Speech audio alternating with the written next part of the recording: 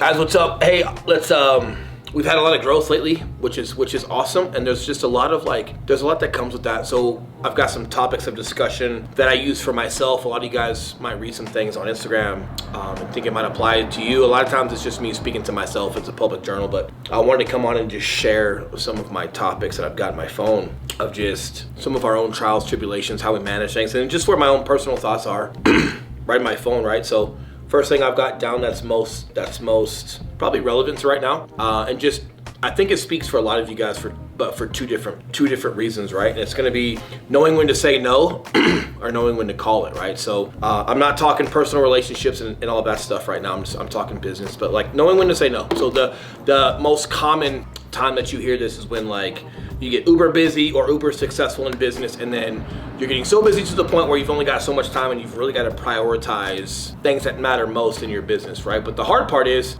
up until that point, you have not had to practice or exercise saying no, because whatever you said yes to in the beginning, you had nothing but time on your hands to execute and to try your best at whatever you're saying yes at. At some point, some of your yeses start stacking up other tasks. You start having more clients, more brand awareness, more whatever it may be, and you care about who you're around as far as your circle and what you're saying yes and no to as far as people, and then saying yes and no to as far as tasks, because bottom line, you don't have a lot of time for everything. And at some point, you'll even get to the point where you're saying no to great ideas, right? The first phase is you just gotta say no to some things, but it's very easy to see what things are necessarily just more bright. You can see it better of yeah, that's a no. That doesn't necessarily correlate to being productive in my business or my time.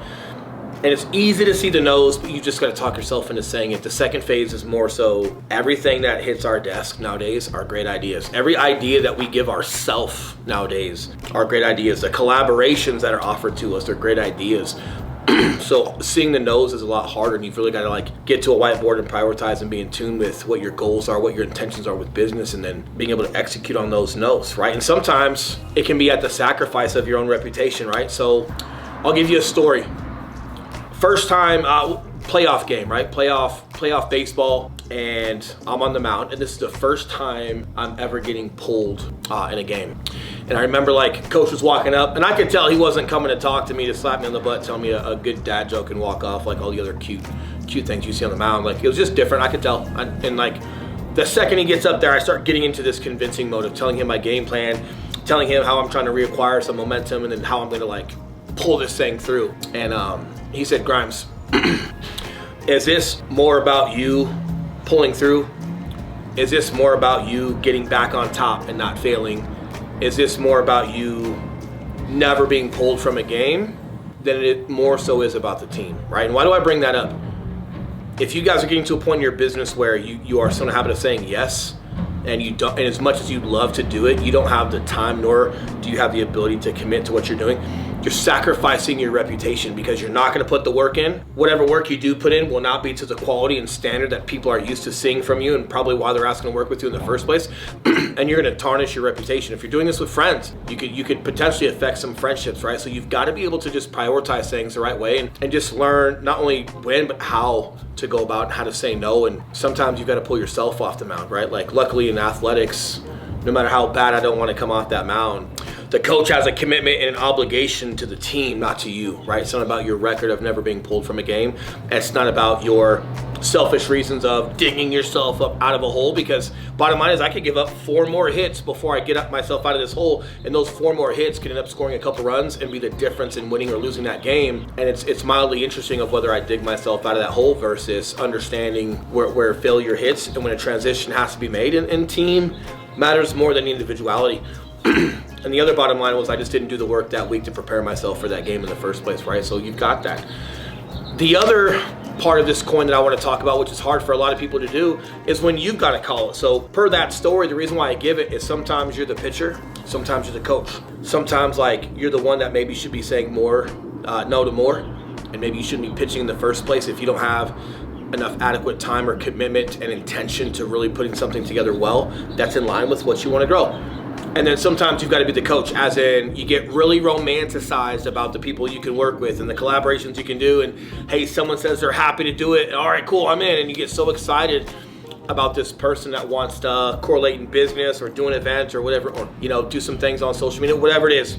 But then that same said person that wanted to say yes to you so bad just can't put in that time, or for whatever the reason is, their actions do not marry up with the ambition they spoke about, nor the commitment they spoke about, and were had the expectation of, or just living up to their reputation. And no matter how romantic like that is for your business, for your standard, for what you're trying to build for yourself, at some point, no matter how romantic this person is, or famous, or well known, or no matter how much you look up to them, you got to be the coach of your own brand and your own business, and you've got to be the guy to make that walk up to the mound, and you've got to call it. And I literally live that probably on a monthly basis, as far as like making hard decisions and navigating like the guys that I aspire to be or that I look up to and appreciate, and then just seeing the realities behind where priorities lie and actions lie. And I also understand that at my level of trying to grow, saying no to somebody could also close the door of meeting other people, the opportunity of meeting other people through that person. And you know what, that's okay. That's also where you have to ask yourself, like, what are you in it for?